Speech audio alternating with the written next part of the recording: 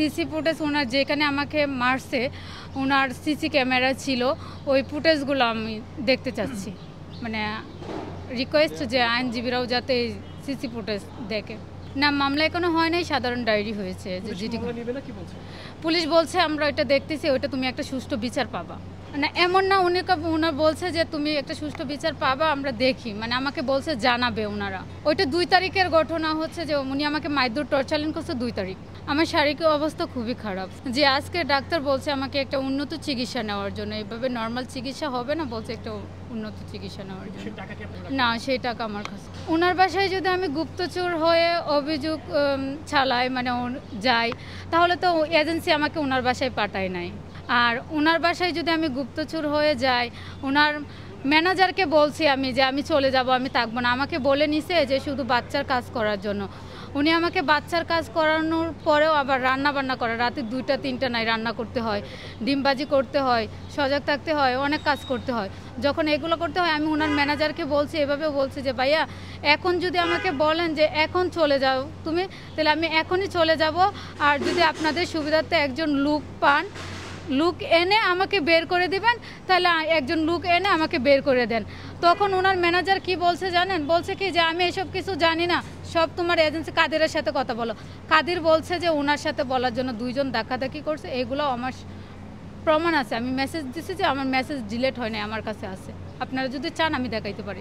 আমি যদি শুনেন, আমি যদি ওর বাসায় গিয়ে কান্নাকাটি করি যে হাতে দৌড়া যে টাকার জন্য, তাহলে তো আমি ওর ম্যানেজারকে মেসেজ দেই নাই যে আমি চলে যাব, আপনারা একটা লুক দেখেন কি আমাকে এখন বের করে দিলে আমি এখনই চলে যাব। ওইটা তো ওর আগের ঘটনা। এইগুলো তো ডকুমেন্টস আমার সাথে আছে, মানে মেসেজ দিচ্ছে যে এগুলো যদি আপনারা মেসেজ দেখতে চান তাহলে আমি দেখাতে পারি।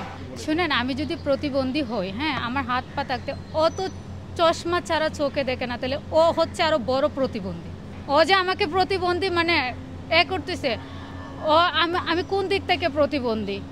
মানে ও যে চশমা ছাড়া কিছু দেখে না, চশমা ছাড়া এখান থেকে ওইখানে দেখে না, ও তো আরো বড় প্রতিবন্ধী। আমি ওর বাসায় যারা কাজ করতো 15 দিন 20 দিন হইলেই ও মারধর টর্চারিং বকা শুরু করে বের করে দিত। টাকাও দেয় না, টাকার জন্য ফোন দিতে দিতে দেয় না টাকা। তার জন্য এমনও মেয়ে আছে যে ঈদের জামা কিনবে বাচ্চাদের জন্য, ফোন দিয়ে ওর ম্যানেজারকে মানে ফোন দিয়ে বলতেছে ভাই আমার বাচ্চার জন্য জামা কিনবো, আমার টাকাটা দেন রিকোয়েস্ট করে। ওনারা ফোনই রিসিভ করে না।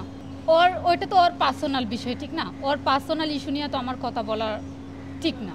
কারণ ওইটা হচ্ছে যে আমাকে মারধর করছে বাচ্চার খাবারের ইস্যু নিয়ে আমাকে মারধর করছে। ওইটা বাচ্চার একটু দুধ নেওয়া 2 ঘন্টা, বাচ্চাকে 2 ঘন্টা পর পর খাবার দিতে হয়, বাচ্চার 2 ঘন্টা হয় নাই খাবার, তাহলে বাচ্চা কান্না করতেছে। আমি বাজারে লিস্ট করতেছি, যে বাচ্চা রাখা রাখে আমাকে অন্য কাজ করতে হয়, তখন আমি বাজারে লিস্ট করতেছি। ওই লিস্ট করার পরে মানে উনি বলছে যে ওনার আর যে সৌরভ নামে একটা ছেলে আছে, উনি এসে বলছে যে দেওয়ার জন্য আর কি, যে খাবার দেওয়ার জন্য, সলিড খাবার দেওয়ার জন্য।